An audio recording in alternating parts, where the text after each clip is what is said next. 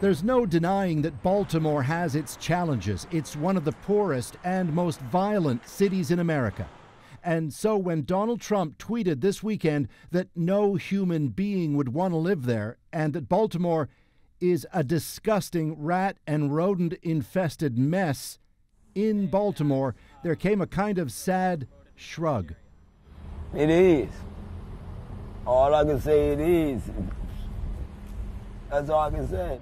And yet, say Trump critics, the tone and the language in his targeting of a mostly black city is pure race baiting, underlining yet again an ugly truth about the U.S. president.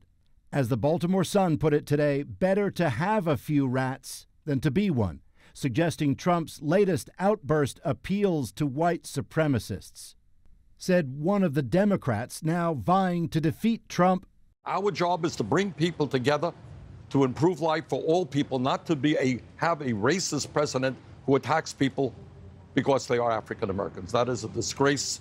It all follows fierce criticism last week on Capitol Hill from Elijah Cummings, a Democratic congressman from Baltimore, aimed at Trump's acting head of Homeland Security over reports of atrocious conditions for those undocumented migrants being held in Texas.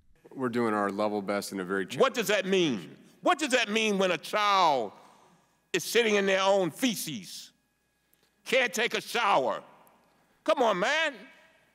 Cummings, who's long fought for civil rights in this country, then faced fire from the president all weekend, with Trump labeling Cummings a racist and suggesting he's partly to blame for Baltimore's problems. Worth noting, Cummings also heads the committee that last week voted to subpoena the private emails of various White House aides, including Trump's daughter Ivanka and her husband Jared Kushner.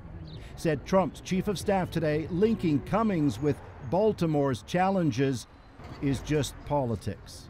What this is about, though, is the president fighting back, and I think the president is right to raise that. It has absolutely zero to do with race. Paul, what's your sense of how this is playing with Americans outside of Baltimore? Well, look at it this way. Think about what happened this month with the so-called squad, the 4 Democratic congresswomen, all women of color, who Trump targeted with what most deemed racist overtones. He took heat for it, right? People saying, you know, that kind of ugliness won't play in America. But let's not forget June of 2015. When Donald Trump came down that escalator in Trump Tower to declare his candidacy and, by the way, to call Mexican immigrants rapists. And everyone thought that won't play in America, and so no one took him seriously. He's toast. Sometime after that, he called for the Muslim ban, and everyone thought that won't play. He's toast, and the list goes on. And on election night 2016, 63 million Americans voted for him anyway. Trump knows there is a not small segment of this country that's okay with this stuff.